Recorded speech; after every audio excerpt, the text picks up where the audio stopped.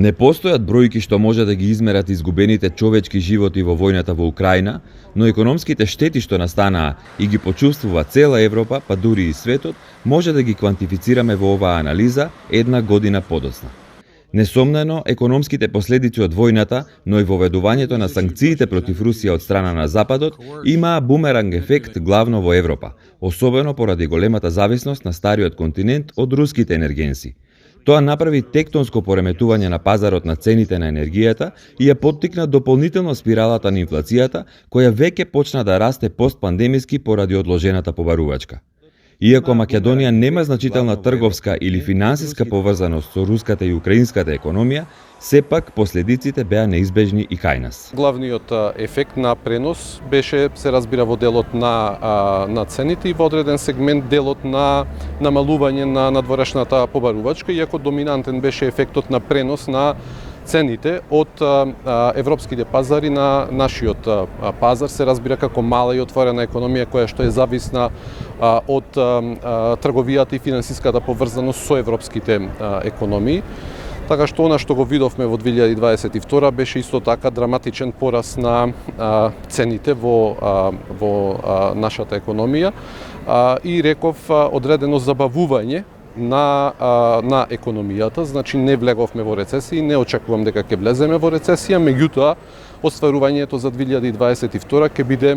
од прилика раст кој што се движи од 2 до 2,5%, а проекциите пред почетокот на руската инвазија врз Украина беа околу 4% раст за 2022, значи ние ефективно ради оваа криза сме изгубиле 2% поени од бруто домашниот производ, кој што грубо во апсолутна вредност е околу 250 до 300 милиони евра. Професорот Маријан Петрески објаснува дека растот на цените од една страна и забавувањето на економијата од друга, или така наречената стагфлација, особено ја почувствуваа граѓаните врз нивниот животен стандард. Граѓаните директно го осетија ценовниот удар, се разбира затоа што тој беше најизразен во делот на храната и во делот на енергијата, меѓутоа таму ублажувањето од страната на владините мерки со субвенционирањето на цената на струјата и на цената на парното тука во Скопје беше значајно ублажен тој удар, меѓутоа граѓаните тоа го видоа директно во цените на прехранбените производи и до крајот на годината тој притисок кај цените почна да се пренесува и врз пошироката потрошувачка кошничка. Во делот на фирмите, среќа е што владата одлучи дел од малите потрошувачи да бидат покриени со фиксен износ на цената како инпут, цената на струјата како инпут во нивниот производен процес, додека ефектот кај големите потрошувачи се разбира беше по-изразен. Значи тоа направи оптеретување врз нивните биланси, значајно оптеретување, бидејќи тие директно ја набавуваат цената на струјата на отворен пазар и се разбира тоа дополнително се пренесе врз цените на нивните производи. Петрески оценува дека сепак мерките од страна на државата помогнале овие негативни последици да се ублажат. Ако грубо ги поделиме на мерки кои што го адресираат доходот на населението и мерки кои што ги адресираат цените, односно на некој начин направија контрола врз цените, тогаш тие ја постигнале својата цел. Се разбира тоа веројатно не е да го ублажиле ударот целосно 100%, меѓутоа еден значаен дел од ударот тие мерки го ублажиле. Ама тоа не е клучното прашање во делот на мерките. Во делот на мерките главното прашање е кому тие помагале. Главниот проблем сврзан со мерките е нивниот обем во смисла на направеното фискално трошење. Бидејќи да не заборавиме дека ова енергетска и ценовна криза се надоврза на пандемиската криза, каде што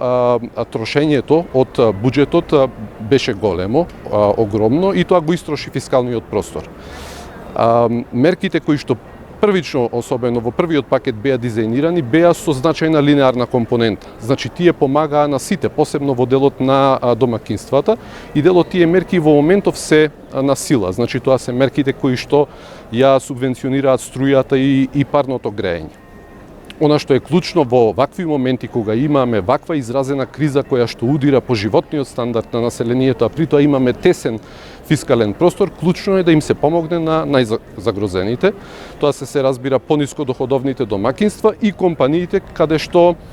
уделот на цената на струјата, која што имаше големи и нагли скокови, во вкупниот трошок на компанијата е голем. Така што оној простор што го гледам за интервенција во делот на мерките е сега веројатно постепено намалување на таа линеарна компонента и наместо тоа фокусирање, таргетирање на мерките на сегментите од населението и од фирмите кои што се најпогодени.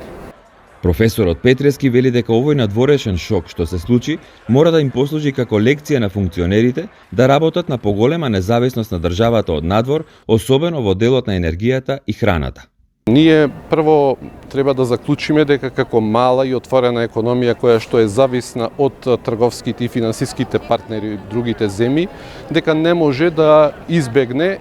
пренесување на ефект од било каков шок кој што се разбира настанува главно непредвидено.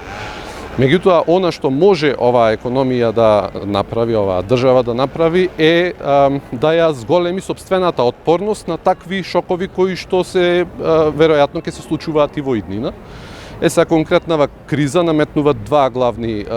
заклучока кои што и се досега пошироко дебатирани. Тоа се интервенциите во делот на енергијата, интервенциите во делот на производството на храна. Значи, ние и пред кризата дискутиравме за процесот на енергетска транзиција, значи напуштање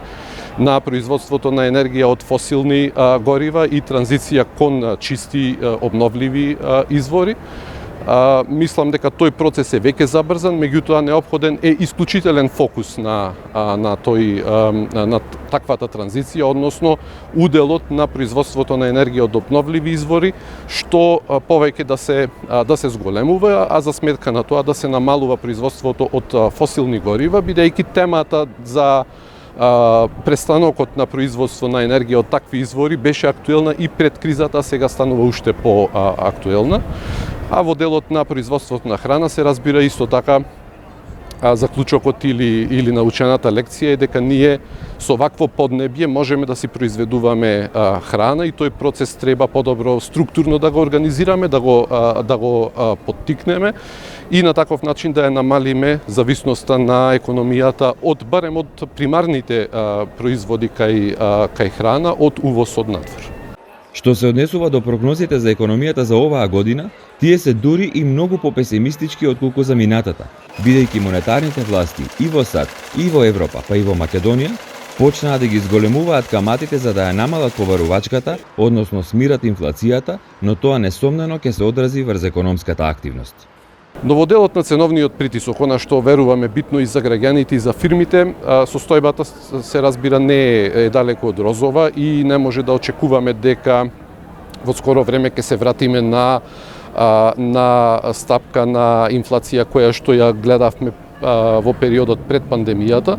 За годинава конкретно за Македонија очекувањата се дека сепак ќе искусиме една инфлацијска стапка која што ќе се движи меѓу 7 и 8% според информациите што ги имаме сега, што се разбира не е ниска инфлацијска стапка, но таа веројатно ќе се случи најмногу заради преносниот ефект од овие притисоци што ги имавме во претходната година врз пошироката потрошувачка кошничка во текот на оваа година. Во делот на цените на енергијата ситуацијата е далеку по-непредвидлива. Гледаме дека сега баш овие денови притисокот е многу низок, значи веќе цените се паднати на многу ниски нивоа и кај струјата и кај гасот на европскиот пазар, меѓутоа тоа ни покажува дека може ситуацијата драматично да се влоши во рок од неколку дена, што значи дека севкупно ние се уште оперираме и во текот на оваа 2023 ќе оперираме со голема економска неизвестност, што представува своевиден ризик за